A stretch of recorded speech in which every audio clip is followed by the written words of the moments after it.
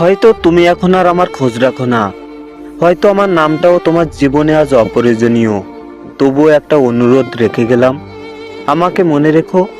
আমি জানি সবাইকে আজীবন মনে রাখা যায় না, কিছু সময় মানুষের ভিড়েও হারিয়ে যায়, কিন্তু বিশ্বাস করো, আমি তোমার জীবনে এসেছিলাম কোনো অভিনয়ের জন্য নয়, এসেছিলাম মন থেকে, আর থাকতেও চেয়েছিলাম আজীবন।